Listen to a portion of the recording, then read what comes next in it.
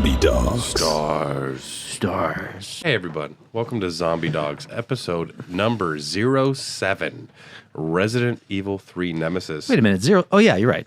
07. You're right. Or 7 for, I just know it's going up to at least 90. We're not doing 007 because then that would be a problem. We get sued. But who knows? I'm Brad, and I'm excited to be talking about Resident Evil today.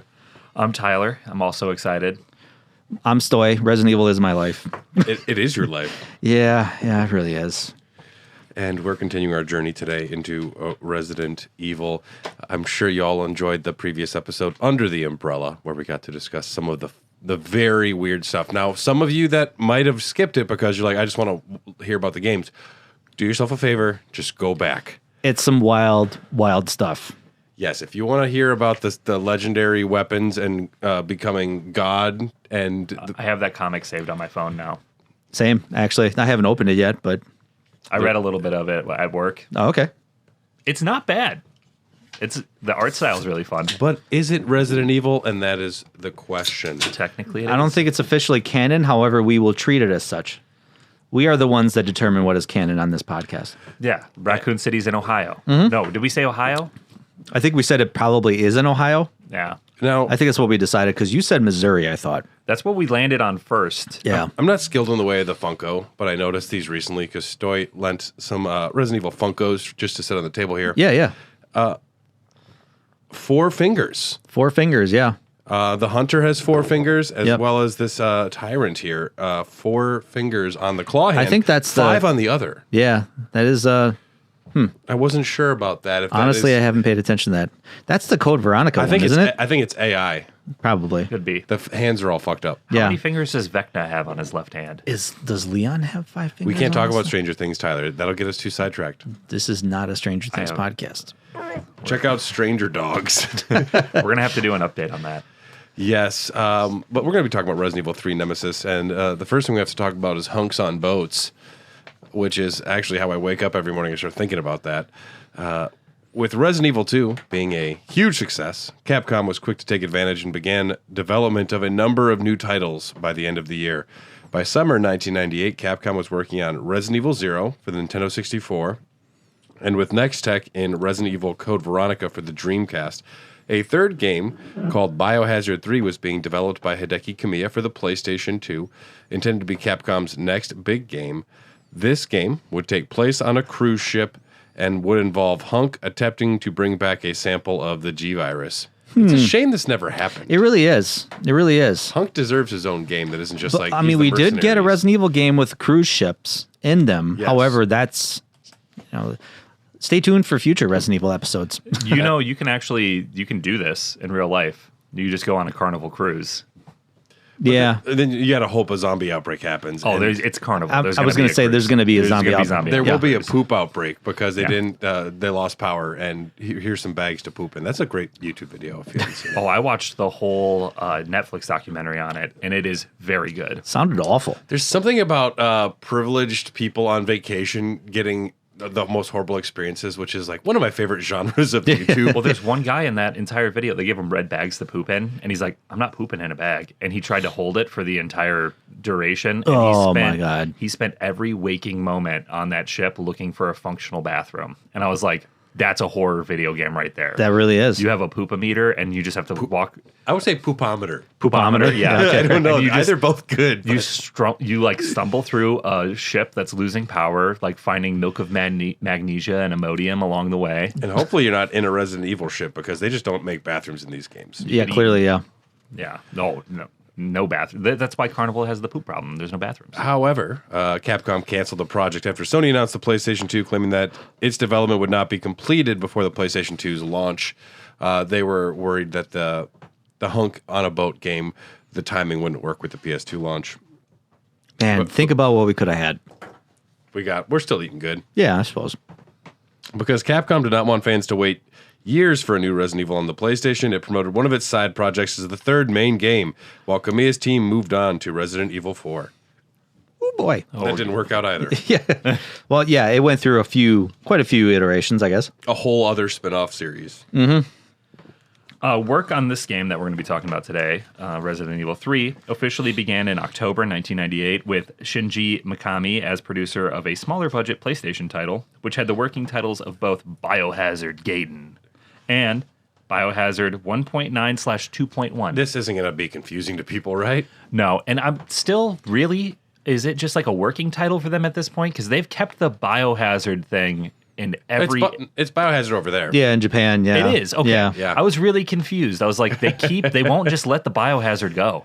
No, Greg keeps writing it down in all of the drafts he's making in the warehouse. Yeah, Greg. I keep forgetting Greg is there. Thanks for reminding me. Yeah. Greg, I hope you're doing well, really. Dude, when they told him the hunk on a boat mission was canceled, like, he was livid. He's like, shit. He just took a giant stack of papers and pushed it off his desk into a trash can. Aw. He had a whole hunk fan fiction that he was writing. Greg, we'll see that one day. Someday. Greg. Capcom will listen. This selected project was a spin-off developed by an inexperienced team led by Kazuhiro Aoyama. Ayo. Ayo. So Aoyama is the director, event designer in Resident Evil 1, planner for Resident Evil 2, planner for Animusha Warlord, Dino Crisis 3, and Raw Danger. Exclamation point. Yeah. Whatever the fuck that means. This game was produced by Shinji Mikami. Development began with a team of 20, but the size gradually increased to between 40 and 50 staff members. It was intended to introduce a new character who would escape from an infected Raccoon City. However, after the promotion, Capcom made Resident Evil protagonist Jill Valentine the main character and decided that Raccoon City should be destroyed. Unlike the majority of early scripts in the series, the story was not created by Capcom's flagship studio, but by Capcom writer Yasuhisa Kawamura. Yasuhisa Kawamura, who had little experience with Resident Evil. Kawamura.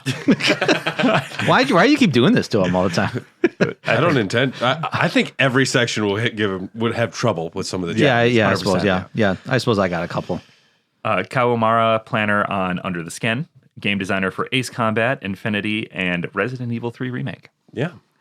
Kawamura played the original game to familiarize himself with its fictional universe. Who is Barry Burton? So hot. So hot. I love this man. I can smell him from here. Smell like alcohol and disappointment. That is a hangover walking. It's always interesting when they tap somebody to be a writer for anything, and they're like, all right, now I have to go ingest the content for the world I'm creating a story in. Yeah. And it's good that people do that, because not everybody's going to read everything or watch everything or play everything. And I love it when, I forget, Ian McShane, he was a guest character on Game of Thrones, like season 6. He played like a priest. And they're like, do you like the show? He's like, no, I don't watch it. It's tits and dragons. Yeah. I get it.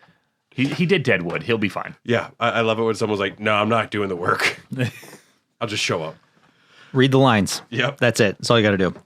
The story for Resident Evil 3 was proofread and sanctioned by Flagship to avoid continuity errors with other games, an issue that was also given attention in monthly meetings between all directors and producers. And I really enjoy this. I like that they are trying to keep the continuity of the series going. Yeah. At this point, we are still locked in. Yeah, I think we're doing well. Yeah, at this point, all of a sudden, it's like, holy crap, we have a huge franchise, and as we talked earlier, like it's going to branch off into multiple different directions. So they just had a giant, is huge. Yeah, they just had a giant whiteboard in the meeting room with the words "Don't fuck it up." Yeah. And they would just underline it every day. And Pepe Silva circled in big bold letters. They were smart to just like, all right, we're doing 4 games at once. Something will work. Yep. So now we enter the Okamoto versus Mikami stage. In early 1999, production supervisor Yoshiki Okamoto began making changes to game development in light of the events of game development as a whole, with Biohazard 0 and Code Veronica being exclusives, and Kamiya's game delayed until 2001. He was worried Resident Evil would become an unprofitable brand due to this gap in the PlayStation market. Interesting.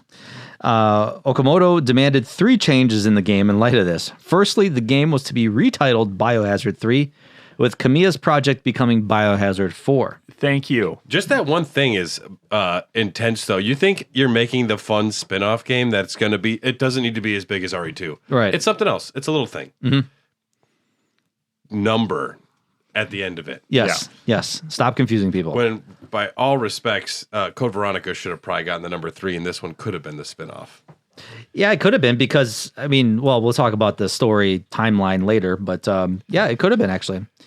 Second, he rejected the indie concept and insisted that gameplay be similar in style to the existing games. Also good. Reasonable. Yep. Third, 2 whole months were cut from the planned development schedule in redefining the game as a major title in its own right, making gameplay more recognizable to existing fans, and having it released 5 months before the PlayStation 2's release. That's ballsy. Yeah. That's really ballsy. Yeah, to have a big game come out at the end of the life cycle.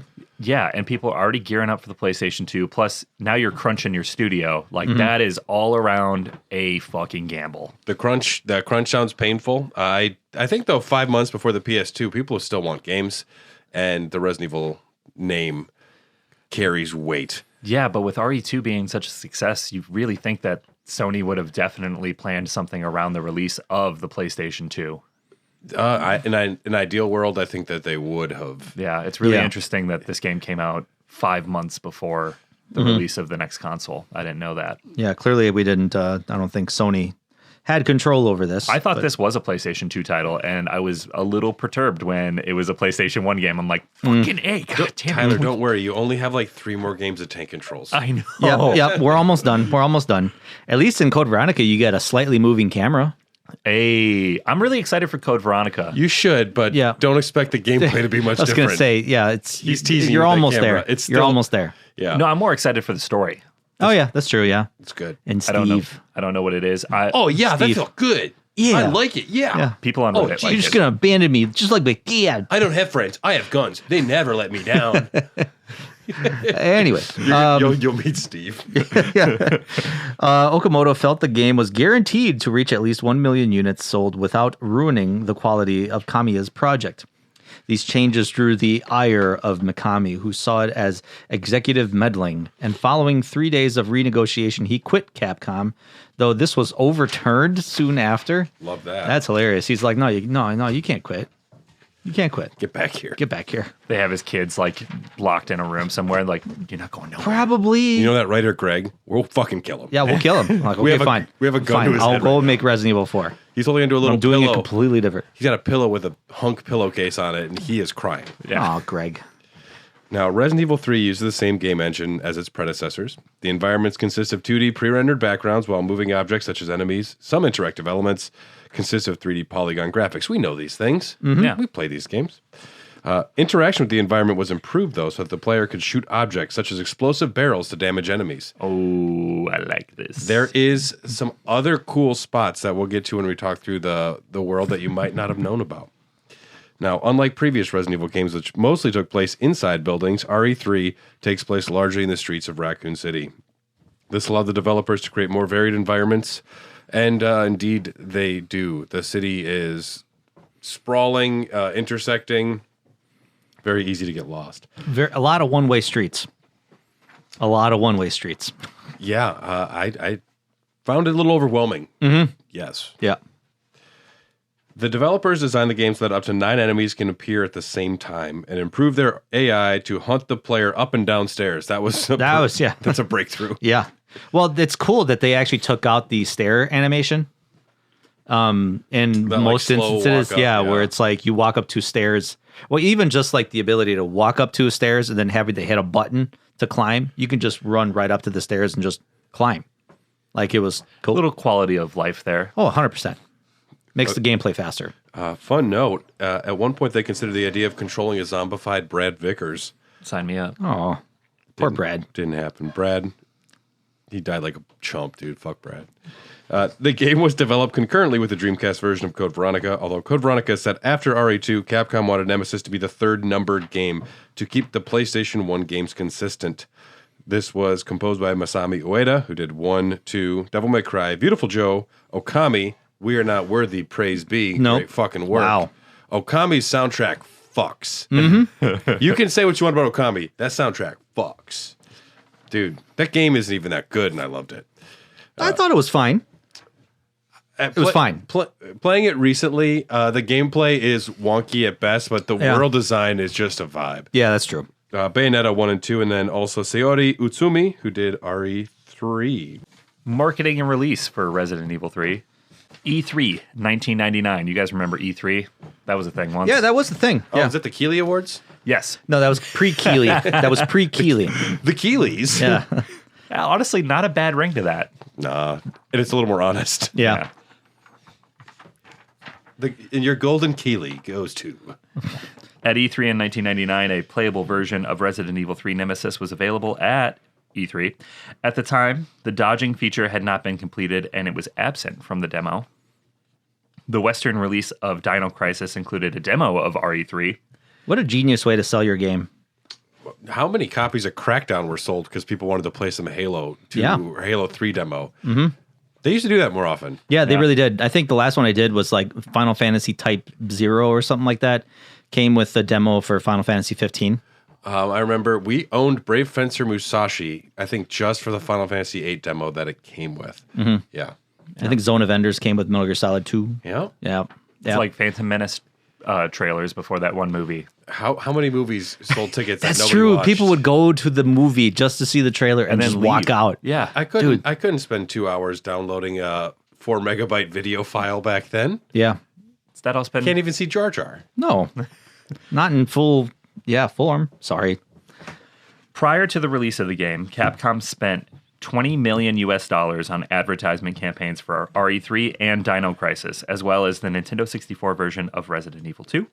The marketing campaign included dedicated television advertising, print advertising, and incentives to the consumer. Incentives. We'll give you a hand job if you play the game. Yeah, right. Yeah. We will do it. Resident Evil 3 was released for the PlayStation video game console on September 22nd, 1999 in Japan and November 11th, 1999 in North America. The first 500,000 units of the game included additional demo discs of Dino Crisis. The game was a commercial hit, selling more than 1 million units worldwide by early October and received universal acclaim. Cool. So as far as gameplay goes, we're expecting a little bit more of the same, just a couple new things.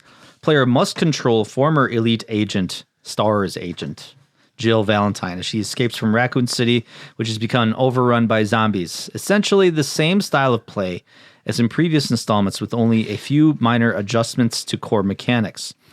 It introduces the 180-degree spin action that allows players to swiftly turn, which was great. This is something that I'm playing Resident Evil 6, and I still expect always to be able to do that 180 turn. Yep. You need it in these games. Yeah, I mean, even The Last of Us has that 180 turn, and I am reliant on it. It's just a ripoff of Resident Evil. Resident Evil did it first. Yeah. But I'm Evil saying, like, it's cool to see a gameplay mechanic be introduced, and nowadays it's something that, like, I need. Mm-hmm.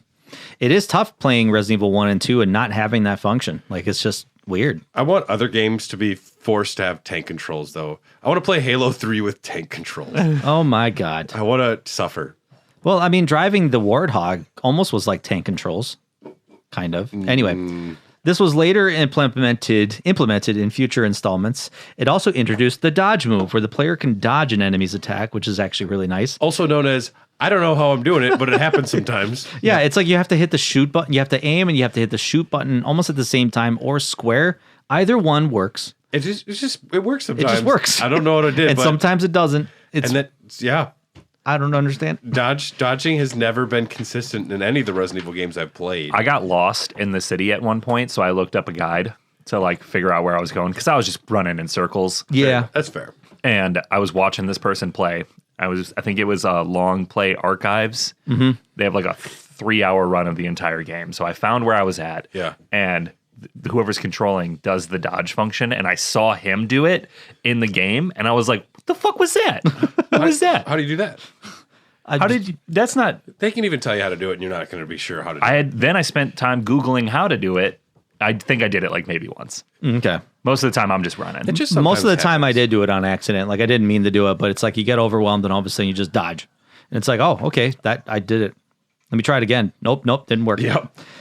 Anyway, another new feature is the ability to attack certain objects in the environment, such as oil drums, just because, we just store fuel drums all over the place. And they always have a different looking model. The color's a little off from the background, so you can tell. Yep. Causing them to explode and dealing severe damage to or killing enemies in their vicinity. This can be helpful in situations where the player is cornered by a large group of enemies. Please don't stand close to the exploding barrel, otherwise you will die yourself. Not saying that's ever happened. You just took all 20 barrels and just left them in random places around town. That's who convenient. does this? Is there a barrier? Resident Evil 3 also includes live selection. At certain points in the game, the player will have two choices, usually bringing the game to another twist, such as alternative enemy placements or new cutscenes. And in some cases, it can actually alter the story severely. I'm going to go ahead and say live selection is a bad name.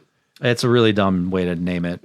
Just call it instincts or something. Yeah, because that's really what it is. It's like you basically instinctual movement to either push Nemesis off the bridge or just jump off yourself. Yeah, a sudden death. Yeah. Or something, sudden instinct. Live selection is a pretty lame name. Yeah, it really is. But a very big concept in the game is the concept of Nemesis. Mm-hmm. The Nemesis creature was inspired by the liquid metal T-1000 from 1991 film's Terminator 2 Judgment Day. I don't see it. It stalks you. That's about it. That's about it. That's about it. It can have a claw. Sure. Sure. Yeah. Yeah, but this guy can run. It's that's what T-1000 It's the idea of the stalker. That's all you need. Okay. Something that's always there. If you watch that movie, that thing is just popping up, you know? Yeah, it really is. According to Mikami, I wanted to introduce a new kind of fear into the game, a persistent feeling of paranoia. The Nemesis brings that on in spades. When it disappears after the first confrontation, you live in constant dread of the next attack. The idea is to make you feel like you're being stalked. Congratulations. I hated this. It worked. It worked. Thanks. Actually, fairly scripted Yeah. instances, but surprises you. And it can happen at different points on different playthroughs, depending on how the order you're going through things. When that music kicks in, I shit my pants. Yeah. Every single time. Stars. Like, fuck.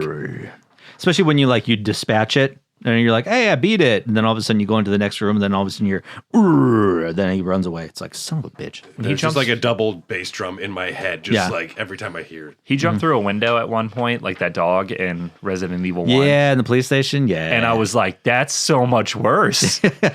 I'm not even scared of the dogs no more. That dude got a rocket launcher. This episode brought to you by Adult Diapers. Umbrella's ultimate goal was the creation of bioorganic weaponry to sell to the U.S. Army, and through accumulated revenue, fund its own eugenics program. A major flaw found during the T-Virus project was that subpar intelligence was an almost unavoidable side effect, and as a result, R&D projects typically ruled against the practicality of uncontrollable BOWs on the battlefield. Though the Hunter project was promising, the clone species intelligence was still limited to understanding no more than 10 commands. Oh, By 1988, Umbrella USA and Umbrella Europe were competing to do just this. Umbrella USA's Arclay laboratory set up the Tyrant Project, which aimed to create human mutants without loss of intelligence. Umbrella Europe's number 6 laboratory, meanwhile, began the Nemesis Project, which aimed to create parasitic organisms that would take over cerebral functions within a BOW host. A multi-step process.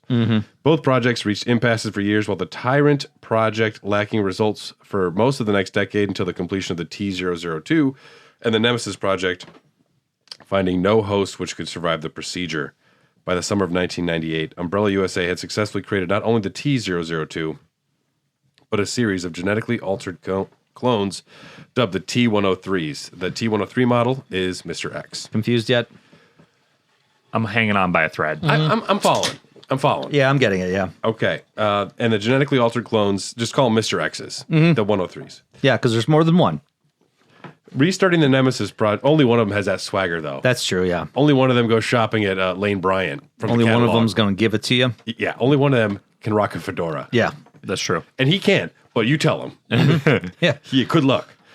Restarting the Nemesis project, Umbrella Europe requisitioned several of the new Mr. X's, the T-103 clones, to serve as test subjects. The NE alpha parasites implanted within their bodies succeeded in hijacking brain functions without killing the hosts. Soon after this procedure, however, at least 2 of the Nemesis T-types demonstrated completely unexpected senses of ego and self-awareness and made an attempt to escape from the laboratory.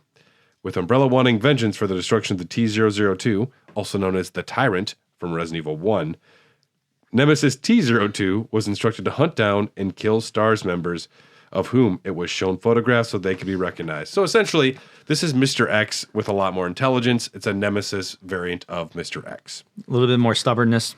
little bit more of an unawareness. Mm-hmm. It knows who you are and it hates you. Yeah. Yeah. Instead of this thing wants to kill everything, this one knows you and fucking hates you. Encountering Nemesis is considerably more powerful. He's more powerful than the player and has the ability to use a rocket launcher as a weapon. He can dodge fucking incoming fire and pursue the player from one area to the next. A variety of encounters are possible, with some being mandatory and some varying in nature and location based on certain choices. Even if evaded or defeated during one of these encounters, he will continue to pursue the player until the end of the game. It definitely adds a very healthy level of dread to the game, which I enjoy for a survival horror game. I think I would enjoy the remakes of these of 2 with Mr. X and 3 more with like updated graphics and controls. I can see the appeal to this if you didn't know anything else.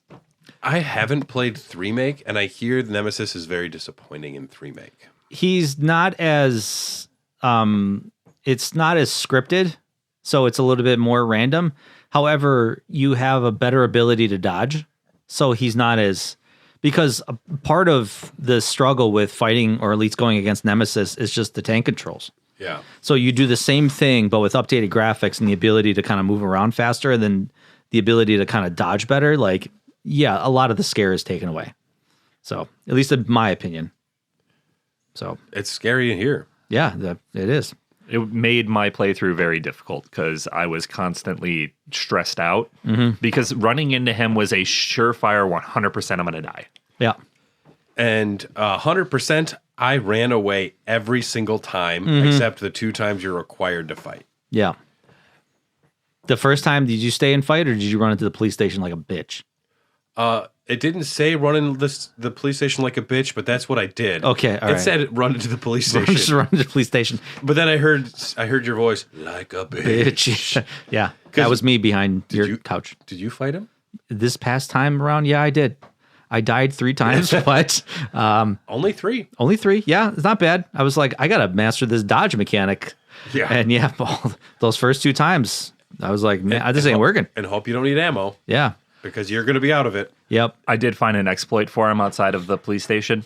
There are exploits. You can get him hung up on the like if you go up to the door and then you hang a right and immediately hang a left, there's a little corner, and his arm will get stuck on the corner, and you can just stab him like 5 times. What? And then he gets pissed and he turns around and then he'll chase you. You got to get him hung up on it. I was able to get him successfully hung up like twice. Wow. But the person I watched exploit the fuck out of him didn't take a single lick of damage. It was somebody who's played the game a million times. Oh, of course, yeah. And like the way they were moving, they were like with tank controls, I could not replicate their movements well enough to get close enough to the wall. It happened like twice, and he killed me like 87 times. Oh. So then I just reloaded, and I was like, I'm going inside. Yeah. I think most of the encounters that are the optional ones, there are spots where you can like hang him up by you standing on pallets he can't come up on. There are a couple ways where you can It's still hard. exploit him. Which It's still hard. I yeah. wanted to get the gun parts from him. Yeah. And so I really tried to kill him the first time because I thought that was just going to give me the gun. I misread what it said in the guide. No, you have to beat him twice. Yeah. Yeah. And so once I realized that there was a second time I had to do this, I was like, we ain't got time for this. So I just ran inside. One of the cool things in this game that I really enjoyed was gunpowder. It's a nice little Interesting crafting mechanic for us. I'm surprised you used the word enjoyed. Well, it's cool to just manufacture ammo and not have to rely on finding it all the time. It gives you options, which is cool. Yeah, you can decide what you want ammo for. There's a level of tedium I didn't love. I used it. You had to memorize all the different combinations because, like, you had A, B, and, well, whatever. You're going to talk about it. Yeah, making ammunition with gunpowder is that the player finds around the game is, like I said, kind of fun for me. The gunpowders are labeled Type A, Type B, and Type C, but C is crafted, not found. Type A gunpowder is handgun bullets. Type B gunpowder is shotgun shells, and Type C gunpowder, which is created by mixing A and B together, will make standard ammunition for the grenade launcher. Also, combining gunpowder to normal grenade rounds will create special grenade rounds. Did not know that. Yeah. I missed like one crucial step. You had to read the book. Like, it's weird because, like, the game starts with you, like, having 2 game manuals in your inventory, which is weird. I did not read that. Which is weird. Yeah, that is weird. Yeah. I mean, obviously, once you read it, it leaves your inventory and it's always there in the files section, but it's just, It's almost like the game forcing you, like, hey, you should probably read this. This one is important. Yes. Yes. Yeah. I'm here to play games. I'm not here for English I'm class. not a I was nerd. elected to read. I haven't not read a to book read. since 1999, and you can tell because I'm trying to read these outlines for the past 3 years, and I can You're doing a barely great spell. job. You're doing a great job. Hey, Give yourself some credit. give myself a pat on the back. Yeah. I'm learning. I'm proud of you. I'm proud of me. The player can experiment with mixing different types of gunpowder together to make different types of ammunition. Like magnum bullets can be created by mixing type C, and C together. So, yeah, that's not a waste of all. No, of your definitely not. That's a gunpowder. lot of. that's a lot of gunpowder. Yeah. When the player is done mixing the powders together, they can use the reloading tool to create the ammunition. The more times the player creates bullets with the reloading tool, they will eventually be asked to make more powerful ammunition. That is Stop cool. making handgun bullets. Yeah. No. If you make handgun bullets like 30 times, then you make a stronger version of handgun bullets from then on out. Okay. Yes. Okay. It's that great. I did not know. That's interesting. Because I Yes. never made handgun bullets ever. 'Cause I made a fuck ton of handgun bullets, and so then I eventually started getting better handgun bullets, which is cool. See, I made a shit ton at the beginning, but then I relied on the shotgun so much. I Yeah. don't think I ever hit the threshold for either of them. Handgun is my old reliable on these games. Even when I got an assault rifle or a shotgun, I really like the feel of the handgun in most of these games. Plus, if you get really good with the handgun, then you don't have to carry around another weapon sometimes, and you can free up 2 spots because you don't have to carry another gun and another set of ammunition. Yeah. Yeah. And I was like an idiot. I ran around with the reloading tool for way too long in the game because I was like, you never know. I I'm want gonna to find bullets. I don't understand their pockets, these people, because a green herb takes up the same space as a gun. Yeah, right. And especially like a grenade launcher. That's pretty large. Just a little picture of it, though. Yeah. It's all good. We got it angled for you so you could get a sense of depth. Is that a grenade launcher in your pants? Or are you just happy to see Is me? that your dick? Resident Evil 3 also added randomization to the gameplay. Items such as ammo, medicine, and even some weapons did not have fixed locations, but would instead appear in different areas. This is fucking weird. Yeah. Don't really like that. Yeah. The consistent speedrunner that exists in my heart, I like to know where things are. Yeah, Especially or- when it's like I want to come in and just play this game real quick. The very big one is when you go to the police station and you either get the grenade launcher or the Magnum. And speedrunners will quit here. Yeah. If Oh, really? If they get the Magnum, they're like, the run's ruined. No way. Yeah, the grenade launcher has a lot more utility and it's easier to find more ammo. That's true, yeah. I didn't know that was a randomized spot. Yeah, when you get I to the got the STARS Magnum. office. Yeah. And I didn't think anything of it. Yep. Yep. The enemy placement could also change from one playthrough to the next. The player's choice could also affect the storyline, including the ending. Yep. The locations where you find the Magnum and the grenade launcher, like we just said, can differ in each playthrough. There is a 50-50 chance you find the Magnum in either the STARS office or in the substation, and depending on where you do find it, you will always find the grenade launcher in the opposite location. Yeah. I'm very happy I got the grenade launcher when I did. Yeah, I Didn't think know any better. the recent You playthrough. couldn't have done anything anyways. Yeah. Yeah. The recent playthrough I did, I got the Magnum right away, and I was like, oh well.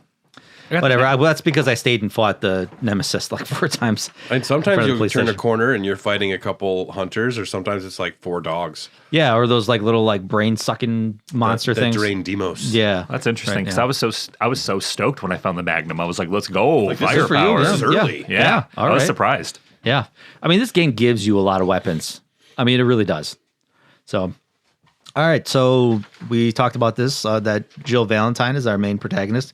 23 years old, 111 pounds. It is so Once weird. again, I don't think Japan knows the average body type of our females. It's weird that they like I'm include almost age and 2 weight. Jill Valentines. Yeah, we are all 2 Jill Valentines. Once back in Raccoon City, STARS' request for a full-scale investigation of Umbrella's activities was denied by their superior chief of police, Brian Irons. You I son of a bitch. just don't trust you for agents. Listen, I know you guys are good, but I don't trust you. Barry's a drunk. Yeah.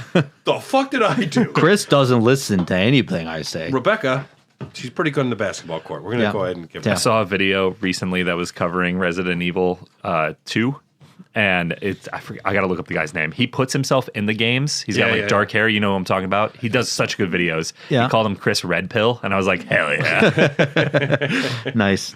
With no support from the American government either, Redfield, Burton, and Valentine traveled to Europe to investigate Umbrella by themselves. Redfield went ahead alone to Europe in late August, while Burton relocated his family to Canada. Pretty safe. To shake off Umbrella's surveillance and traitors within the police force, Valentine made the pretense of leaving the city for good, returning later undercover to continue Redfield's investigation into Umbrella's underground facility unabated. 2 months after the mansion incident, the investigation was ruined when Raccoon City's water supply was contaminated with the T-virus, causing thousands to mutate into zombies. When you get to this part of the game, man, it gets real dark. Yeah. When you read some of the journals, people are just like writing their journals like September 22nd, I dumped 20 bodies into the river again. Lost at poker, too. Yeah. Scumbag. Overall, day was a wash. I saw a spy in the sewers again. Yeah. I shot him, but I don't think it hit anything. So game opens up with a cinematic, really cool, epic cinematic. Jill Valentine narrates. An ordinary day in September turned into chaos as zombies overtake the town, with Jill lamenting how the city's residents and politicians just didn't have the courage to fight against the Umbrella Corporation's control over the city. With Jill planning her escape, the scene cuts to pandemonium. Helicopters whiz overhead. Zombies overtake the streets with residents fleeing for their lives, not knowing what's happening around them. The RPD shows up in squad cars, weapons ready to deal with the horde overtaking the streets. I mean, just talk about the worst possible aim. A lot of these guys are professionals. I wouldn't call many cops I've seen with guns professionals. Yeah, I guess. Yeah, there's not knocking cops. Props to many of you. But But zombies, come on, guys. Yeah. Got to do a little better. At the same time, a mysterious paramilitary group lands on a rooftop and drops off soldiers apparently well-equipped to deal with the situation. The odds are stacked against everyone as zombies overrun the police and the mysterious paramilitary group. The cutscene ends with a somber rainfall and the dead bodies of police officers littering the streets. So, question. Yes. When the fuck does this game take place? 1998. Like, in terms of Resident Evil 2. Oh, this is like literally right before the events. So, literally right before. Yeah, and then there's and we'll get to that part in the story when all of a sudden it jumps ahead past Resident Evil 2. Yeah, I'm so confused that you made a game that's a prequel and a sequel at the same time. Yes. That's bizarre. Yes, it is. Yeah, because there's a whole a day and a half that is almost skipped in the game. And that's when you're knocked unconscious. Yeah, that's when after we'll get to that part of the podcast, but yeah. When she's unconscious, all of Resident Evil 2 happens. Yeah. Okay, that's what I thought. But I was super confused. We'll get there. But at this point, especially watching this cutscene, I know I'm in Raccoon City. I was like, did they clean shit up? Or is this happening before? Am I going to run into Leon? That is funny because the opening cutscene of Resident Evil 2, it's like quiet streets, no one's around. It's like, and then maybe 4 or 5 zombies shuffle out of the corner. It's like, not a lot of people in this town. Yeah. Yep. But that's because Jill had just went through there and killed all those fuckers. That's true, yeah. Jill doing the work. Yeah. So I was really confused. Well, now we know. Thank you. you're up to speed, right? Jill now I am. Jill is dressed for the occasion in a tight little blue halter top and a short skirt. She's ready to fight any sort of things that come her way tonight. The only I like it. I do like. I'm just making a little silly joke there. Yeah. They did try and make it a little more pragmatic in the remake. Fucking let her have some style. Who cares? Yeah. Right. The little halter top thing, the one thing I could not stop thinking about is, so when you shoot a gun in this game, a shell ejects, and it's a very cool animation, and I really like it. I have shot a gun before and had a shell go down my shirt. Uh-oh. And all I could think was, her cleavage is going to catch a shell at some point, and she's going to burn She could burn her titty. chest. And she escaped the whole game without burning her cleavage. That's insane. She burnt a titty. That's professional. I was wearing a collared shirt, and one snuck down there. Damn. I'm impressed. I'm actually. glad you're worried about her cleavage, though, to be honest. Someone's got to. I mean, it's not very practical attire if you're going to be firing a weapon. Yeah. That's why I'm glad Leon wears such tight pants, so nothing can sneak in there. Yeah. I don't know how you get into those. Protect the seed at all costs. So she's dressed for the occasion. I don't know if it's a halter top. It's a tube top. It's something. Yeah, something. She has her weapons. She has the knife. Everyone has a knife, and it's almost never useful. Useless. The M9 2F Custom is a Stars Custom handgun. Uses handgun rounds. This is old, reliable. Always good to have. She enters the scene by rolling out of her apartment complex after an explosion and is in pursuit by the zombie horde. She runs into a building for safety. In the warehouse, Jill tries to convince Dario to follow her out of the city to safety, but he's like, yeah, I'm going to lock myself in this semi. Mm-hmm. I lost my little girl out there. I'm not going back out there. How dare you tell me to go back alive? Now, I love this meltdown. we actually read Dario's note in the previous Resident Evil 2 because it's in both games. Some notes are in both. Almost nothing is known about this fella except that he wanted to be a novelist. Oh. But due to his mother's influence, he resigned from his dream and became a salesman instead. Enough of your science fiction stories. You are going to sell used Hyundais and You're put going to bread like on it. the table. You're going to make money. You know what happened to him? Now he's dead. Way to go, Mom. Thanks, Mom. He could have been living in squalor in a big city, Could have been living in L.A. As just a writing failing novels. author. Yeah. but He would have been instead alive. Instead, he's dead. I'd rather starve to death in here than be eaten alive by one of those undead monsters. Now leave leave me me alone. alone. Jill makes it onto the city streets, tucked down in a stairwell in an alley as a dead cop with a shotgun on his lap. Here, you'll need it. It's easy to miss. It really is. Yep. and very frustrating. You got to go further into, yeah. Is this the little- cop that looks like he shot himself in the head? I think He's like does- passed out in the corner. And Yeah. he's just got the shotgun on his lap. He shot himself. It's where you get the It's cute. You're like, he's passed out. That fucker shot himself. no, in the he's head. he's not passed out. He's just taking a little nappy over there. He'll be fine. He just needs to walk it off. Put some dirt on it. Yeah. Yeah. Well, I think that the same thing happens when you like encounter like Marvin in the Yeah. police station. It's like, oh, he looks passed out. I'm just gonna No, it, Leave does, him be. it says something like the wounds are fatal or something like that. something like that. Yeah. And that's the cop that Still talks. very much alive in Resident Evil 2. Yep. So he comes back. So that's He the wakes up. cop that's planning Leon's surprise party. Yeah. That That was canceled. But the surprise party was before Resident Evil 3. yes, The plan was. the plan was Yes. but Leon's not here yet. But Branagh, that is the same cop. yeah, it's the black dude that you have to kill that locks you out of the room in RE2 right away, right? Yep. Okay, I thought that was the same guy. All right, you can pick up the Benelli or M3S, a pump action shotgun with a wide blast radius. This shotgun is the kind of weapon that's useful against most enemies. Zombies can be decapitated with a single blast. Simply aim up, and when they come at you, once they're in range, pull the trigger.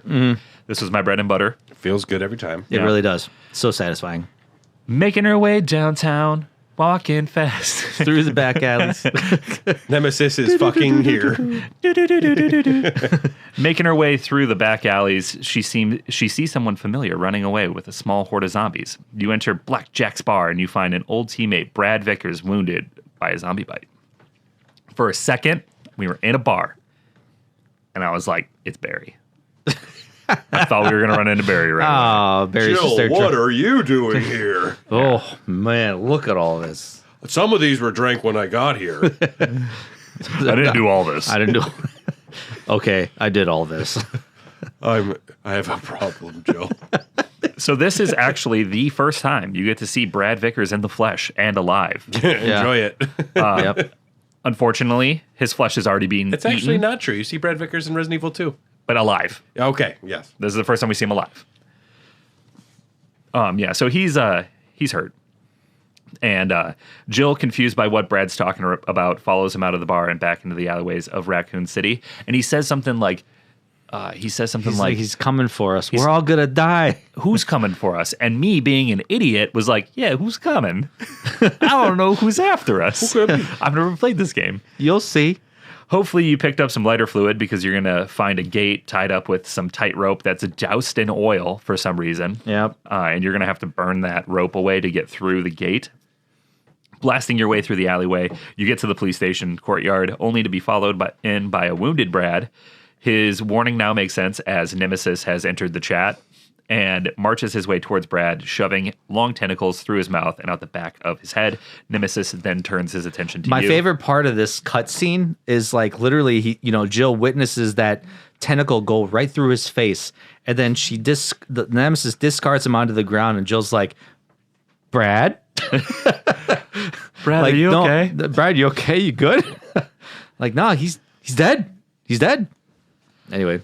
Now we've met Nemesis, and what Brad was saying has all made sense to me. This must be the guy that's after us because he has one word and one word only that he can say. Stars. Yep. He is, Nemesis is dressed to kill in a long black leather overcoat with a large tube coming out of his chest and his face stapled together roughly. His mouth is able to move and he only utters stars, which he's sent to hunt down all the Stars members. Fun fact, no underwear. Dude's free balling under there. Free balling it? Okay. No. He's Good for him. going commando. Okay. That's a term. Donald Duckin. Okay. Yeah, that's Donald Duckin is if you're not wearing anything but a t-shirt up top. Okay. Yeah, okay. Yes. Or Daffy Donald Duckin. Donald Duckin, yeah. You're right. Probably smells pretty bad. I think, I'm gonna wager he doesn't clean himself down. He doesn't that often. moisturize. Yeah. He just uses, he's got like, what do you swamp- think? He's got like Irish Spring or something? He's got a swamp butt, dude. So here's where you encounter your first. Ugh. Can you imagine how that could smell? What would that smell like? Stanky. Yeah. He gross. smells like sweat and blood and viscera. It's like if you sweated into like a pile of leaves and then dumped those pile of leaves into a swamp and Left him there. left them there for a while.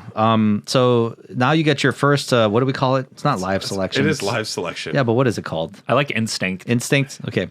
Instinct 1. Fight the monster or enter the police station like a bitch. Now you're given a choice, new for the series. Like a living, breathing person. Yes, exactly. Like a normal person when they see you an enemy, ready to kill them. Okay, fine. I have a knife that's never done nothing for me in 3 games. I Yeah. have a handgun with about 7 bullets, and this is the big baddie. Yeah, I'm gonna stay and fight. Yeah. So obviously in this case, you could fight the monster, but you really got to have enough ammo for this to really make it. Regardless of your choice, it might be a good idea to loot Brad's corpse for the Stars key card because you will need that to get anywhere past the initial lobby. So like I said, it will be a tough fight to stream your ammunition to the brink. Once you get into the Raccoon City Police Department, you find what looks like Marvin Branagh passed out, and the police officers just passed out. Wounds look fatal. Moving through the police station, you get to the Stars office and pick up a few items here.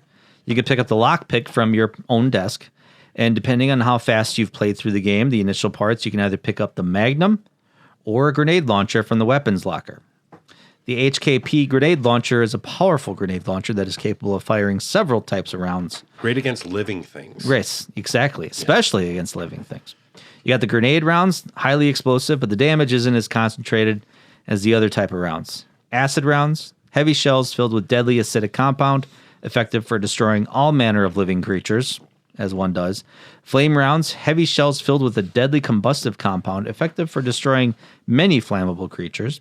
And then you got freeze rounds, heavy shells filled with liquid nitrogen, really underrated. They are surprisingly powerful, capable of instantly freezing your enemies, allowing you to shatter them easily with a conventional weapon. Also, the other option is the Smith & Wesson M629C. This Magnum handgun has a short barrel, but despite its size, it is still very powerful. It can bring down most enemies with one shot, which is useful, considering how scarce the ammunition is for it. Remember Brad said it? I have this.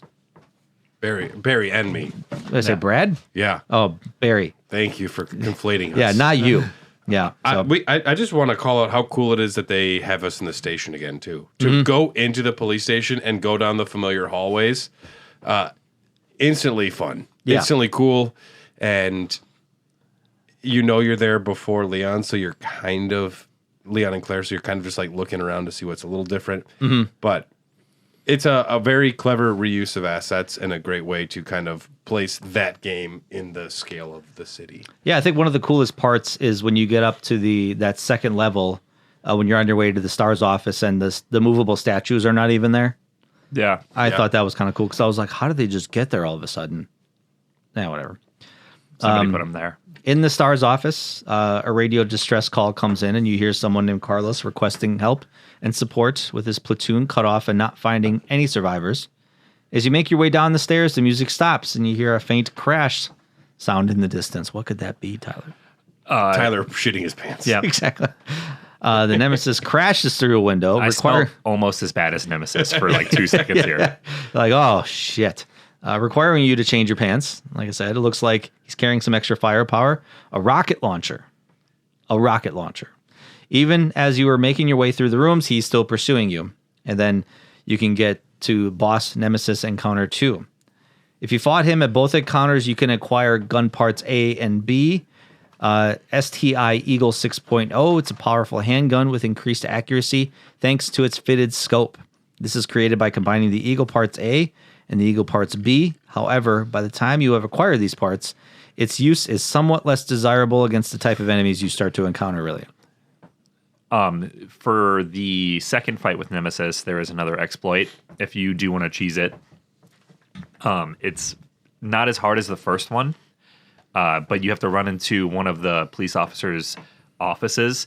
There's like a file cabinet and a desk where you pick something up, and he will run in and he gets hung up on the lamp, and you can just stab him, and he'll swing the rocket launcher at you, but he'll miss. Even if you're stabbing, he can't reach you. And then he gets pissed, and he runs outside the door, and he will try to shoot you with the rocket launcher, and all you have to do is move to the desk, and then he can't see you anymore. Bring him back in. And he comes back in, you just got to move back to the corner. Huh. This one was easier, but I still didn't beat him. He still killed me. Oh, okay. I did get him hung up a couple times, though. So the biggest question that we have to ask ourselves is, who repaired the window? Must have been Branagh. He's got skills as a window repairman on the side. Everyone needs a side job. Yeah, exactly. But someone repaired the window in the next day. Good for Marvin. It's an SNL skit. Yeah.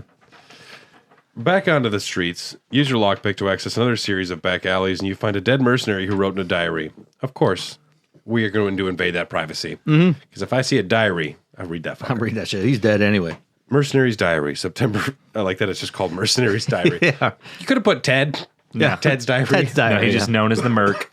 Oh, that's too bad. This belongs to Ted. Don't read it. Private Ted's eyes only. Unless you are Ted. Stop. September 1st. Man, Leon is cute. No, wait. September 1st.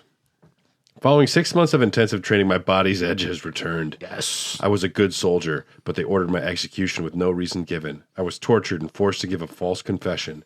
But on the morning of my execution, a miracle happened. The company had helped me out, giving me a second lease on life. I really know Okay. what the hell. Full Like, stop. Yeah. How and what? Yeah. I Like, need you're more about to be information on this. This is your diary, dude. Yeah. Yeah. You only write a diary because you want someone to find it at some point. Like, tell your story, dude. Yeah, man. You could have, if you survive all this, someone finds this, they ship it off to LA, you make a movie about you starring Keanu Reeves. Yeah. At least he is saying he was tortured and forced to give a false confession. He is innocent, apparently. September 15th, I ended my vacation short and returned to the HQ office. It looked like my UBCS unit's been called into action. Umbrella maintains its own paramilitary unit to counter corporate terrorism and VIP abduction. In addition, they have nightmen who specialize in handling problems caused by illegal products. I'm currently a member of the latter. Ooh. Maybe you shouldn't write down your secret job. Yeah, that's probably, I mean, especially in a journal, a diary. If you're doing an autobiography to be released later in life, a memoir of sort, maybe you're carrying around a written secrets book. At least he didn't record this on an audio tape. Yeah, I don't know. It's funny to me just writing down all your secret shit and Yeah. carrying it. Which makes me think, what was so secret about what he did in his false confession? Because he didn't say shit about that. And if he was I'm truly still innocent, hung up on that. He's just really he starts off with the important thing, like, my body is back. Yeah. I worked out for 6 I'm months. back, baby. Dude, I looked in the mirror. I got hard on myself. you ever seen Rambo 2 when he was all cut up? Yeah. That's what I look like right now.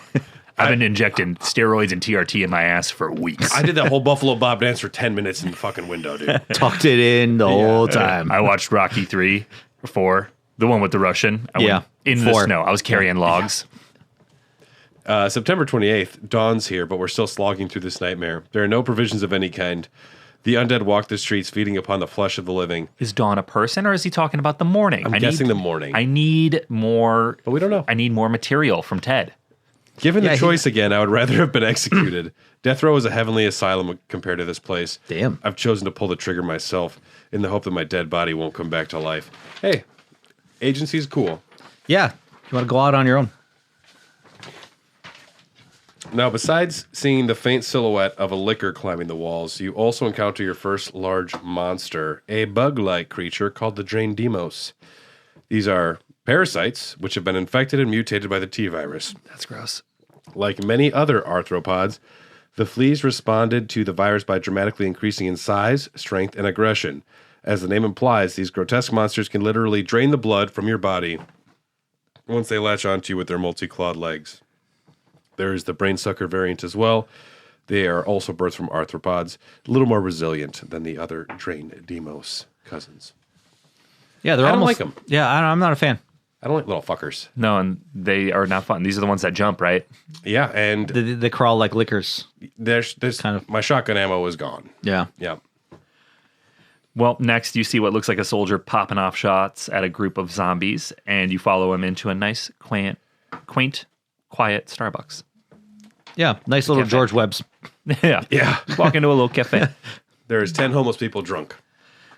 Now, this is the first odd part because you could bypass this part and you can go straight to the newspaper. Yes, a lot of what we're talking about from now on is like one of the two options. Yes. You can Suffice meet it to say Carlos they're at two different places. They're similar though. Yeah, very much so. You will Like meet the Carlos. conversations are the same. He's kind of hot. Yes. That's going to happen regardless. Yep. Use your lockpick to open a locker in the back kitchen area to unveil a fire hook, which you can use to access a sewer grate here. Now, Tyler picked this up and he's like, "This is kind of like a crank, I think." Yes, this is the weirdest medallion I've ever seen. Is it a square crank? Is it a square? And he puts it in his pocket. Yep. And then inevitably, I will take it and put it in my storage because I'll be like, I don't know where that goes. And then I'll find it and then have to backtrack. This looks important. Yeah. You will meet Carlos Oliveira, 21 years old, weight unknown, surprisingly. Oh. I gotta imagine he's like 2% body fat. I imagine See those Wade, arms? Wade is hunka man. Yeah. Yeah. I don't know what the number is, but that's a tall glass of tequila. While the nation of Oliveira's origin has not been established, what is known is that he underwent fierce paramilitary and street violence training from the 1970s to the 1990s. Woo! Getting hot over here. Yeah, right? This guy needs a Netflix show made about him. Wait. Yes. Okay. Oliveira grew up in a large household as the fifth of seven brothers. By his birth around 1977, the oldest two had already been killed fighting in street gangs. Oliveira first became involved in gang violence around 1984 at the age of 7. Jesus. Damn. Dude. Shit's tough, dude. Yeah. Really When he didn't was have able- a lot of options. Well, the reason he got into street violence when he was 7 is because he was finally able to handle a shotgun, which he used for committing robberies. Around 80. Give me the Jolly Ranchers. and a pack of bubble. give me that. No, the pink stuff. I want bubble tape, all of it. 6 feet of bubble gum. He lets his big league chew. We have a lead. Around 1987, he was captured by a nationalist paramilitary group while trespassing on a farm intending to loot it. His life was saved by a communist group backed by Cuba or the Soviet Union. There's a big or. Smuggled him into their front.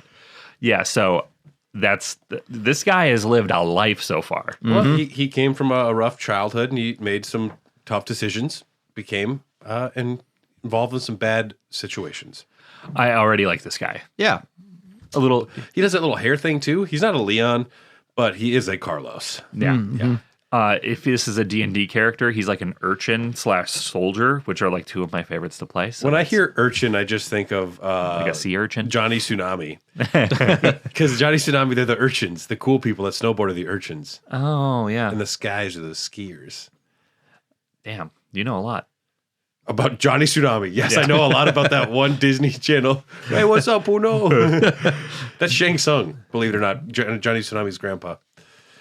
During the Is that Surf 1990s. Ninjas? No. Oh, really? Johnny Okay. Tsunami. Oh, okay. Surf Ninjas okay, is so I have Leslie seen that. Nielsen. Okay, yeah. That's a great one, though, too. Yeah. Sorry. I get excited when I talk about surfing ninjas and stuff. Yeah. During the 1990s, the Umbrella Corporation was expanding its paramilitary forces to contain the threat of the bioweapons that they had created. We fucked up. We got to do something, guys. Yeah, right. Shit. Led by Sergei Vladimir. It was to consist of those with military and paramilitary training, unwanted by their home nations, whether they were criminals or had been demobilized and saw no place in civilian life. Oliveira's capture piqued Umbrella's interests, and the government was bribed to secure his release as a UBCS mercenary. Now, question. What is the difference between military and paramilitary? I think that they have they're like extra military things. They do things that are above what a military does. So they're like military mercenaries. That's my I would theory. say so, yeah. Yeah. Yeah. I always sounds thought about right. I always thought it was like military was like normal military stuff, and paramilitary was like you're doing stuff for money, or You're part of a mercenary group. Yeah. Okay, I just never looked it up. Both make sense. And they use that word like 30 times in this description. Yeah. Yeah. All right. Yeah.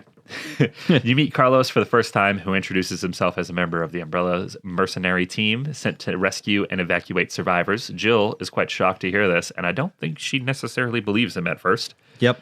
But this is interrupted by Nemesis. But he does the same thing that Carlos does some womanizing here. Yeah. All the ladies like me like this. Yeah. He's to paraphrase, and Chris didn't do that in the first game, and Wesker never really did in the first game. Leon doesn't do too much of that. I feel like Carlos might be the first like womanizing character, which becomes kind of a thing for a bit. Yeah, and it's very inconsistent because he's mostly serious, and then he'll have like one pocket of like, "Hey, what's up, man? How you doing?" Yeah, because and then you have Luis in Resident Evil 4, another Spanish-speaking fella that speaks sexy with the ladies, womanizes them a little bit, and is questionable. Yeah. I don't know. It's just interesting. Good male role models. Yes, I would say, Not Barry. especially if you're of Latin origin. I mean, no, I was going to say these are not good. Oh, these are male not- role- yeah, No, they're womanizers. Yeah, As far as good male role models, Steve Burnside. I think he's the peak male performance. okay. I'm not going to stand by that, but Okay, I was going to say, I'm just setting Tyler you're up on for shaky ground right there. I'm setting Tyler up for a big reveal. Tyler, you're going to have so much fun with Code Veronica. Oh, I can't wait. You really are. Oh yeah. Oh, yeah. So now you have your instinct 2. Run into the basement like a bitch or hide inside the kitchen. I did both bitch options. Yeah. Here you have another choice of escape. Run into the basement you just opened with the fire hook, or hide in the kitchen. If you didn't notice, there was a pretty significant gas leak in the kitchen. Yeah, I noticed. You can hide and toss a candle into the kitchen, igniting an explosion in the entire kitchen, cooking the Nemesis. This action means later on you encounter Carlos at the gas station and Nikolai at the sales office. If you, in this scenario, if you can completely skip this and encounter Carlos in the newspaper office, and you can elect to either push Nemesis out of a window or just jump out of the window. I wish there was an option to tickle him. Yeah, tickle. Has anybody ever thought maybe he needs a hug? Yeah. Hug him. Honestly, yeah. I mean, he sounds like a big old angry ball of Friends. stars means friend in I'll be Russian? there for you. Love? You're going to live with me now. So obviously, you dispatch the Nemesis. He's out for the count. You make your way out of the cafe, and you have to try not to fall for this pickup line by Carlos. I know. Jill's like, I got some questions for you, and he's like, I know. You want to ask me out? All the foxy ladies love my accent. It drives them crazy. And the thing is, he's not wrong. He's Carlos. not. He's not. I fell for it. I was like, got wet. You Yeah. didn't need to say it, but yeah, bro. Tyler's rocking a swamp taint right now. I got a quarter chub. yeah. Let me pull my tube top down just a little bit more. We're all aware when Tyler gets a quarter chub Yeah. around here, Yeah. too. His pants are tight. I had to go stand outside in the snowstorm after this. I was just like, woo. Shit. Oof. Pause this game. Carlos informs you again that he's really there to help civilians. That's it. And runs off with the Nemesis still in pursuit. You go back the way you came and keep going, and he's still chasing after you. So, like I said, you got the Nemesis encounter 3, either here or at the press office. So we're back in the streets. And we enter the Raccoon Press, the name of the local rag, the local newspaper office. Everything is called Raccoon. Raccoon Police Department, Raccoon Hospital, Raccoon Press, not Raccoon City. And yeah, That's so the continuity is if weird. you have Raccoon though, you're gonna rock it. Yeah, exactly. Raccoon Press. Here in the Raccoon Press, you find a gem. They Which really, we're looking for gems. We need gems. they really missed an opportunity to name their paper like the Trash Panda. That's That's good. That should be like The trash panda sentence. That's the onion. No, the version. trash panda is the onion. It is the National Enquirer version. Oh, It's like there are zombies here, folks. Yeah, we're not kidding. You guys check out the trash panda. Here you find a gem in a memo. Here's the reporter's memo. At least I have found the evidence I need to prove that the cannibal disease is indeed happening in this city. One man actually ate people to death. No. he ate people to death. It's so stupid. He was like a savage animal tearing away at new flesh. It was completely disgusting. I love the translation. This is someone who's never written a news story before because their words are struggling here. No, this is the beat reporter for like the Raccoon City football team who now has to cover grisly murders. It's completely disgusting. More on this at 5. He turned away at new flesh. He comes in from the right. He takes the jugular right to the mouth. I've heard rumors that many people are also suffering from this disease now. However, the causes of this disease is not yet known. Is this another mystery of the present disease? It's a lot of disease. I'll have to check on it. I'll have to check on it. They have placed Raccoon City under martial law because of the cannibal disease. I have just lost contact with the media outside of the city, but I won't give up. As a journalist, I won't keep my eyes shut and walk away. I have a duty to the people and my profession. I don't think the disease is spread nationwide yet. I believe that the city holds the key to its creation and cure. In fact, I'm sure of it. You go. Yes, Queen. Gut. The military has set up blockades around the city to keep people from escaping and spreading the disease. Most of the citizens have either died or have come in contact with the disease. They really say disease a lot. Yeah. I know that it is the right decision to quarantine the city, but I can't help but pity myself. Oh. If I am infected or eaten, it doesn't matter. It's completely disgusting. Eating Gross. me. Don't eat me. New flesh. My fate is already sealed. All I have left is my journalism.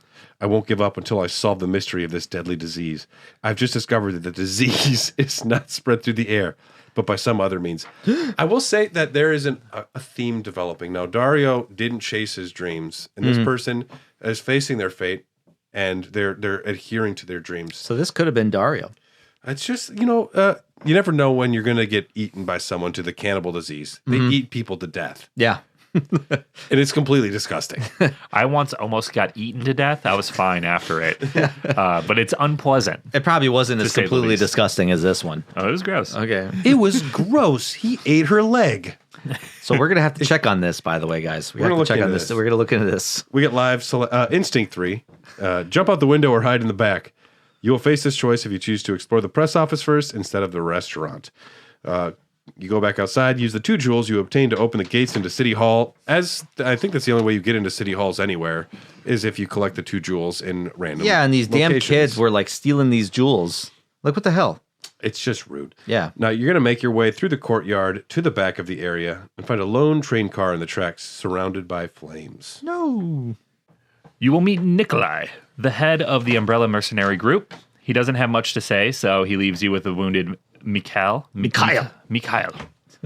Suffering hallucinations from his wounds. You can also use the blue cables you picked up earlier on the car to fix broken control panel on the train. You're doing a lot of repair work. Yeah. Luckily, Jill has been raised to know how almost all functions of a city operate because she is required to fix everything. Yep. City planner. Yeah. Could be. I played the Animal Crossing version. It's city planning with Jill Valentine. That's a little me version of her running around, watering flowers. Nikolai Genovese. Gosh, I am so happy you're getting all of these names, Tyler. Right, yeah. I know. Codenamed Silver Wolf. Zinoviev. Zinoviev was born in Moscow, capital of Russian Soviet Federal Socialist Republic. A lot of adjectives. I know, no kidding. That doesn't sound like anything. Russian Soviet Federalist Socialist. Per Soviet laws on national service, he likely served in this. I can't do that this whole time. No, keep going, please. He likely served in Soviet army from 1981 to whoever fucking knows. It is also known to have one of how you say its special forces brigades. Okay, you don't have to do it anymore. Yeah, I'm it's sorry. really tough. Thank you. Some of it was Thank you, though. Russian sounding. Yeah, it's tough. Yeah. I can't lock it in right now. It's Yeah. okay. Following the collapse of the Soviet Union, Zinoviev was retired and, along with many other former Soviet soldiers, was recruited by Umbrella. A Soviet army veteran who served in Umbrella's paramilitary as a sergeant in the UBCS as well as a monitor. He and the USS Commando Hunk were considered to be rivals. Oh, just a little healthy rivalry. Imagine how cool you are when they start capitalizing your entire name. Oh, yeah. It's like Hulk Hogan after WrestleMania. Yep. Just Hunk. Carlos asks if you're willing to help the team. I want a Hunkamania shirt now. Carlos asks if you're willing to help the team. Nikolai doesn't trust her, but Carlos pleads with him to accept her. He does begrudgingly and informs the team that the plan remains in place to head to the clock tower area to signal the rescue chopper for immediate extraction. Here, Carlos gives you a sash to wear around your waist, increasing your inventory slots. A sash with pockets? That's interesting. Yeah. Hey, you can store things on it, like extra grenade rounds. I know you were like a lady or something, so do you want a sash? Yeah. Here you go. Matches your eyes. It I know, smells like my cologne. All the ladies love it. He's turning into Pepe Le Pew too. All the ladies love it. Oui, oui. Yeah, he's not French. Pick up the wrench before you leave the train car. You just don't know what you're going to use it for, but you just need it. You might need it. Yeah. Here, I think I'm going to fix something, which I will later, but not what I thought I was going to fix. Retrace your steps back out of the City Hall area and into the Stagla gas station. It's Cuz. It's just Stagla. It's stupid. Check out the DeLorean here. It's got an American flag draped over it. Great Scott! Marty! Pick up the flux capacitor. We gotta get out of here. Oh, jeez, Doc. We're in a zombie There's apocalypse. zombies everywhere. You kissed your mom. In order to get into the gas station, use your rusty crank to open the door, and guess what? It fucking broke. Of course, that's what rusty cranks do. Now you got to finish it off with a wrench. Because any good crank will require 2 inventory slots to use properly. Sometimes you can't finish it off with just that rusty crank. You'll need an extra wrench in there. Fun fact here, on the wall inside is a tag board with pictures of Hugh Grant, Johnny Depp, and the girl from Jurassic Park from a Tiger Beat Japan magazine. You're not going to see this because it's so damn blurry. It's blurry, but these are confirmed. Yes. But you could... What the fuck? Mel Gibson and Jodie Foster and Winona Ryder, Kathy Bates, and the Back to the Future 3 cast photo once again. What? Yeah, it's in there, I guess. Marty, Mel Gibson, he hates racists. Exactly. He once got pulled over and said a bunch of stuff about Jewish people. Is that the girl from Jurassic Park from a Tiger Beat Japan magazine? It could be.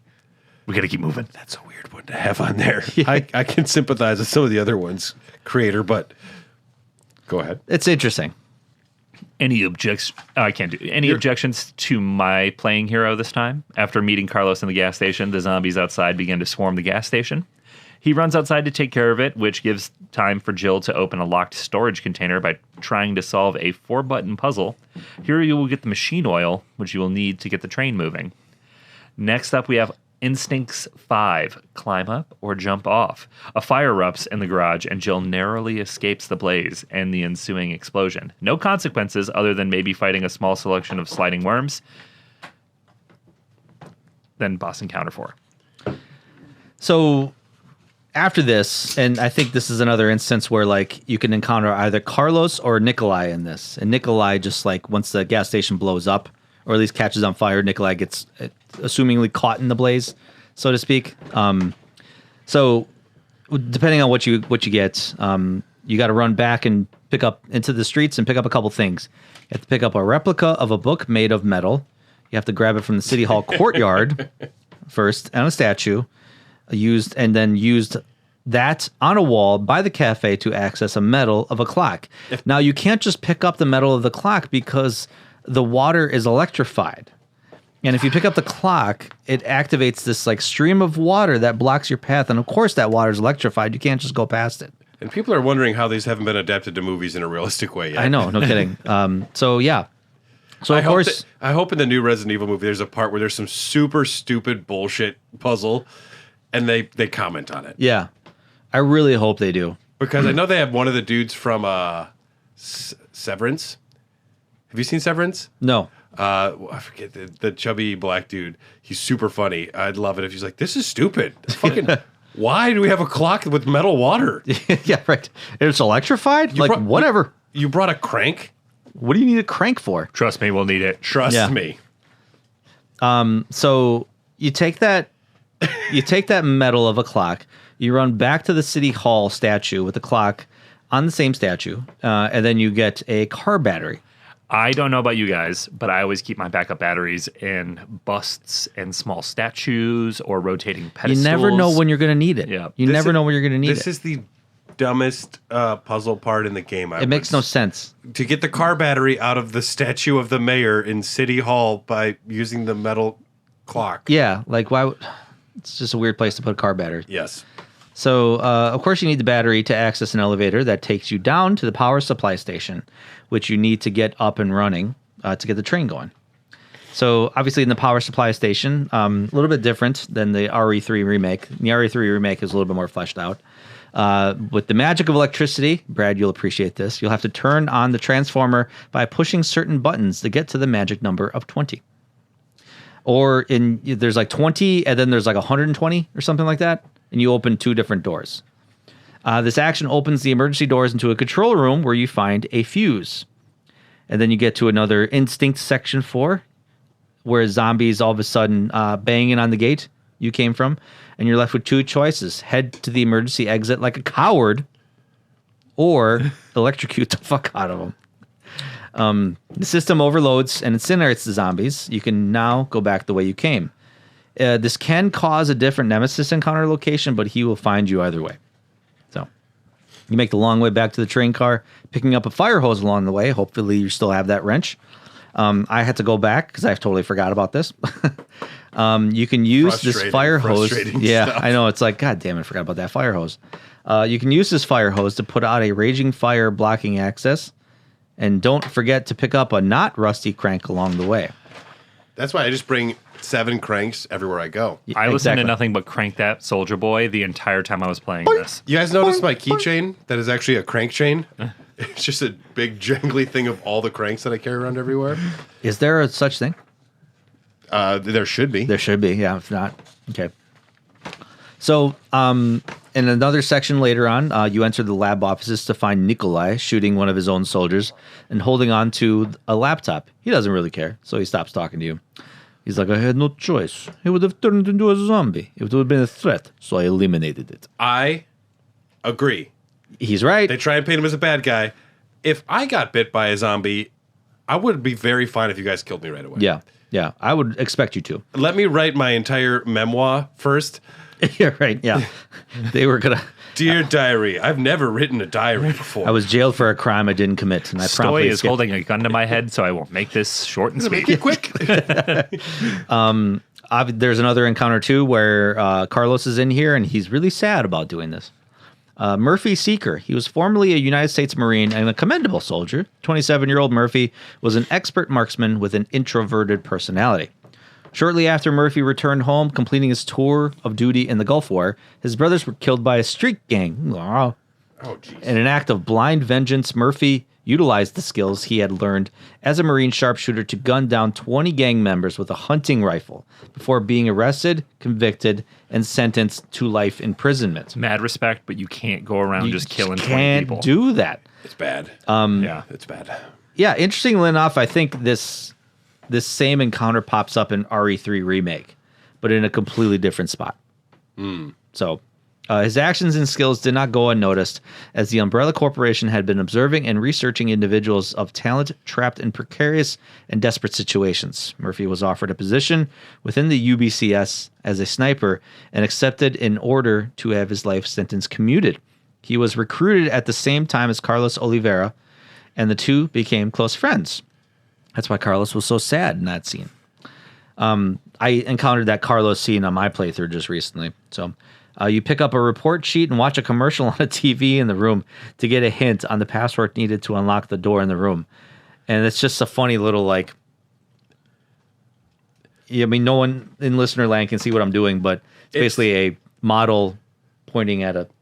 It's like, well, you need a password. It's an obvious word everyone knows, and there's a remote control right next to it. Use the remote control on TV, and it says Adraville. Yeah. Or, like, whatever. So I think something else. There's is 3 the different options. Yeah. Oh, I got a totally different one. What'd you get? Mine was Carrot Top on a beach, and it was like, you need to make a collect call? Dial right down the center, 1-800-COLLECT. Wow, that's bringing me back. I wish, dude. I tried to think of a commercial from the late 90s, and that's the first one I could remember. Yeah. Carrot Top's scary, 1-800 called. Yeah. He is. I've seen him in person. He's sorry. jacked. I was really hungover in Florida, and I was 19. That's in not who college. you want to see when you're hungover. Oh, definitely not. Well, I was doing that thing where I had my head against the window, and my friends were like, "You need to eat and get water. You need to come with us. We're gonna get food. It's 3 PM. You haven't moved." Otherwise, Carrot Top's going to find you. Yeah, right. We drove to a pizza spot, and I had my head against the window, and I was holding on for dear life. I was like this close to yakking the entire time, and I had my eyes closed, and I opened my eyes. Carrot Top's just walking down the street. Making my way downtown, Carrot Top. And none of them believed me. I was like, that's fucking Carrot Top. And they all looked, and it was a busy street, and too late. he was too late. And I was like, turn around. And I immediately, my hangover was almost gone. Thank That you, was the Carrot Top. first Z-level celebrity you've ever seen. If Carrot Top, if you're listening to this episode, we have a mural of you. We will have you hanging be on a our wall. special guest on every episode. Do you know how cool it is for fourth just member. the presence of you basically eliminating somebody's hangover? It was like a Not a jolt lot of people adrenaline. can say that. Not a lot of people can say that. It's very sobering. No one believes me to this. I saw him. He's real. I seen it. He was carrying a bag of props. So yeah, once you get access to the door, you can grab the oil additive and combine it with the machine oil that you pick up in the what was it, the Stegla gas station? Yeah. Yep. Cutscene ensues with a horde of zombies bashing through the windows and swarming you. You can shoot the steam valve to annihilate large numbers quickly. The auto aim in this game, we forgot to talk about this. The auto aim sucks. If you're in between 2 steam valves, Yes, it's tough to manually aim when it wants to auto aim. yes, exactly. And manually aiming is slow. Yeah. It's really slow. It's really annoying. It's cool to shoot the steam. Yes, but as long as you're pointing at the right steam valve. So, yeah. All right. Nikolai. We have our shit now. We got to get back to the train. Yeah. Problem is you run into Nemesis for the 5th time. If you fought the previous encounter as well as this, you'll have the parts for this weapon, the Western Custom M37, 12-gauge shotgun, designed for close encounters, rapid reload speed, and immense power.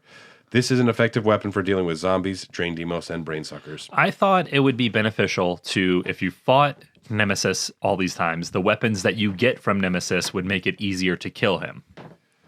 Unfortunately not. You fool. You fell for the oldest trick. I thought that would be the way to do it. Yeah. You get out of the hospital and you resume your pursuit away from Nemesis. Keep running back towards the train car. A random earthquake happens in a parking garage and a fissure opens up, almost swallowing you whole. Here, you'll come face to face with a penis monster. Dear God. Yeah. Bo is afraid. Damn. Oh, Jesus. Activate 2 emergency switches to drop a ladder and escape to safety right by the train car as well. Jill will add the fuse and the oil, and with Carlos joining, they are ready to get out of here. Now, Mikhail Victor, our injured friend, originally from Leningrad in the Russian SFSR, Victor served as compulsory national service in the Soviet Army. He continued after the mandatory 2 years was up. Following the collapse of the Soviet Union, the army was largely demobilized, and Victor and many others were rendered unemployed in a country reeling from economic ruin. Soon the new Russian Federation experienced tense conflict as ethnic minorities fought for their independence. Victor became involved due to his wife, who was from one such ethnic group, and offered his support and inexperience to the rebel cause. During the conflict, Victor was directly responsible for a number of attacks, which included massacres of civilians. Victor. You had me in the first half, Victor. Yeah, I was like, Victor, come on, man. You really lost me when you started killing civilians. Yeah. It was horrible. He was killing people. In the mid-90s. New flesh. Yeah. In the mid-90s, after the capture and death sentence of his group by the Russian government, Victor was approached by the Umbrella Corporation, who offered him an amnesty deal. Because they can just fucking do that. We're Umbrella. Well, Umbrella. They got Umbrella They're money. just creating a suicide squad. That's all they're doing. What is this, some sort of suicide squad? We heard you killed innocent people. You're the guy for the job. We need you. Son of a Hey, bitch. how I'm does in. how does a little contract and full health benny sound for you? Yeah, we're a pharmaceutical company. How about our kids? We're not crazy. We're not giving your kids health Also, no insurance. overtime. No overtime. It's Your salary. salary. He then agreed to join the company's UBCS in exchange for his freedom and the guaranteed safety of his men.